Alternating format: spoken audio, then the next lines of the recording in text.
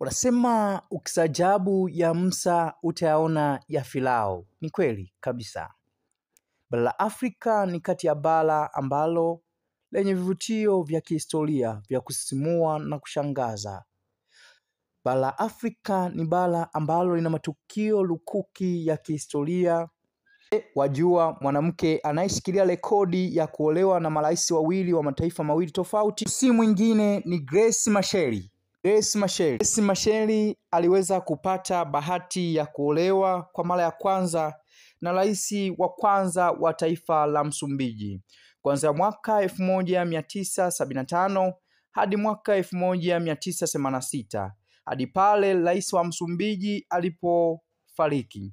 Lakini baada ya hapo Grace Machel aliweza kuolewa na rais wa zamani wa kwanza wa taifa la Afrika Kusini, Nelson Mandela. Nelson Mandela alimuoa kuanzia mwaka 1998 hadi mwaka 1999. Afrika imechangia mambo mengi mazuri duniani, jambo linaloifanya kuwa bara pekee na lenye historia ya kuvutia. Wakati ni jambo la nadra sana kwa mtu mmoja kuwa na nafasi ya kipekee kama hiyo. Bara hili limetoa mwanamke wa pekee aliyewahi kuwa mke wa marais wawili wenye taifa tofauti tofauti. Tunazungumzia taifa la Msumbiji pamoja na taifa la Afrika Kusini.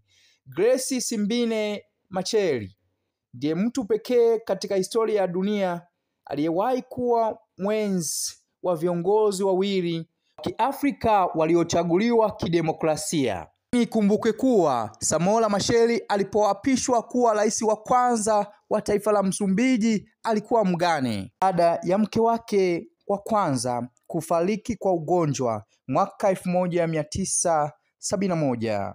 Mnamo Septemba mwaka 1975 Grace aliweza kuolewa na rais wa kwanza wa taifa la Msumbiji.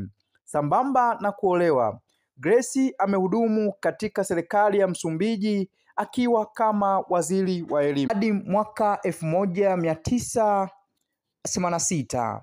Mnamo tarehe 19 Oktoba mwaka 1986, rais wa kwanza wa Msumbiji Samora Machel alipata ajali ya ndege na akapoteza maisha.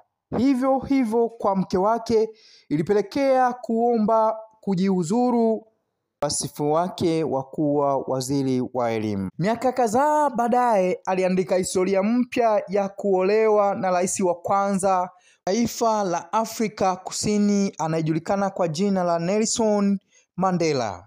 Ndoa yao ilitangazwa siku maalum, siku ya kuzaliwa kwa Nelson Mandela, ndo siku ambayo walifunga ndoa. Tukio hili lilihudhuriwa na wageni kutoka mataifa mbalimbali wanaokadiriwa kuwa wageni 2000. Baada ya tukio hilo, Grace akawa mke halali wa baba wa taifa la Afrika Kusini akiwa amefikisha umri wa miaka 52. Ndoa yake Grace amenukuliwa akisema, tulikuwa watu wazima, tulikuwa tumetulia na tulijua thamani ya ndoa. Salia na mimi Shija JR. Karibu sana.